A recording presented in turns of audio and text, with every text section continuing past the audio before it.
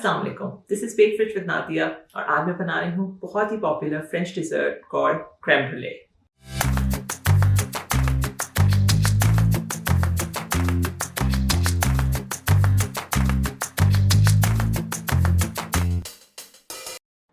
इसको क्रेम ब्रूले किस लिए कहा जाता है? बेसिकली जो क्रेम है वो क्रीम है और ब्रूले जो है वो बर्न शुगर ऑन टॉप जो होती है।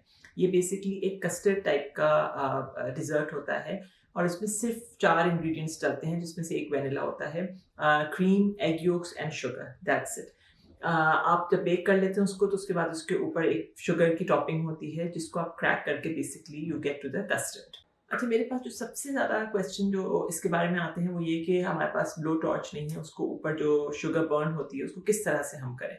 तो आज मैंने 4 मेथड्स ट्राई किए हैं and I will show you one by one, और जो भी आपके पास अवेलेबल है मैं सबके प्रोज एंड कॉन्स बताऊंगी और कौन सा सबसे बेस्ट है। देन यू कैन रियली जज कि आपको कौन सा यूज़ करना चाहिए या आपके पास जो भी रिसोर्सेज अवेलेबल है उसमें आपके लिए बेस्ट कौन सा हो। तो इसका मेथड बहुत ही सिंपल है। एग योक्स लेंगे हम, उसमें शुगर डाल के थोड़ा सा विस्क करेंगे, वैनिला एसेंस डालेंगे और क्रीम को बस हम उतना गर्म करेंगे कि साइड में आपको बबल्स नजर आने लगे। We don't have to boil the cream. और फिर उसको हम एग में डालेंगे एक स्ट्रीम में बहुत ही हल्के से, ताकि एग्स जो है वो टेम्पर हो जाएं। टेम्पर का मतलब है एग्स जो है वो सेम टेम्परेचर पे आ जाएं जैसे क्रीम है, अदरवाइज वो कुक हो जाएंगे, कर्डल हो जाएंगे। तो आपको बहुत स्लोली क्रीम पोर करनी है and then when it is all added then you can just whisk it. उसको दोबारा कुक नहीं करना है। इसकी अच्छी बात यह है कि आप इसको छोटे रेमेकिन्स जो होते हैं, जो छोटी वाली बेकिंग डिशेस होती हैं, उसमें भी बना सकते हैं या एक बड़ी डिश में भी बना सकते हैं।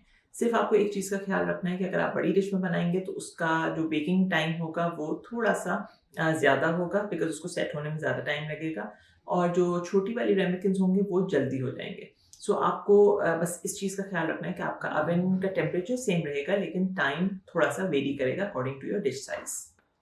ये एक बहुत अच्छा मेक अहेड डिज़र्ट भी आप एक दिन पहले बना के रख सकते हैं, लेकिन शुगर का जो पार्ट है, जो शुगर कैरामल करना है, वो मैं रिकमेंड करूँगी कि आप जितना कम टाइम के लिए उसको रखें उतना अच्छा है, बिकॉज शुगर आहिस्ता आहिस्ता जो है वो फ्रिज में मेल्ट होने लगती है, कंडेंस होने लगती है और उसको फिर वो क्रैक नहीं रहता, बल्कि वो हार्ड नहीं रहती, बल्कि वो सॉफ्ट होना शुरू हो जाती है। अच्छा, इसको हम वाटर बाथ में बनाएंगे। वाटर बाथ बेसिकली ये होता है कि आपने जो भी इसकी डिश है उसको आपने एक और बड़े रोस्टिंग पैन में, एक बड़े बेकिंग पैन में रखा और उसमें हमने पानी डाला है, तकरीबन 1 इंच पानी आप डालेंगे और फिर उसको आप बेक करेंगे। द पॉइंट इज कि आप उसको डायरेक्ट स्टीम या डायरेक्ट हीट नहीं लगने देना है, अदरवाइज उसका जो क्रीमी और डेलिकेट टेक्सचर है सिल्क जैसा, वो अचीव नहीं होगा। तो हमें डायरेक्ट हीट नहीं बल्कि इसको वाटर बाथ के अंदर बेक करना है। This is similar method as we have done in pudding, जैसे पीछे क्रीम कैरामल या फ्लैन में हम करते हैं। So this the same idea. Even Japanese cheese cake भी जो है वो डबल बाथ पे बनता है और वाटर बाथ बनता है, और इसी तरह डिफरेंट टाइप के चीज केक्स जो हैं वो भी वाटर बाथ में बनते हैं। इसको ऑन इट्स ओन भी आप सर्व कर सकते हैं, लेकिन बेरीज या एडिबल फ्लावर्स के साथ भी अच्छा कॉम्बिनेशन होता है इसका।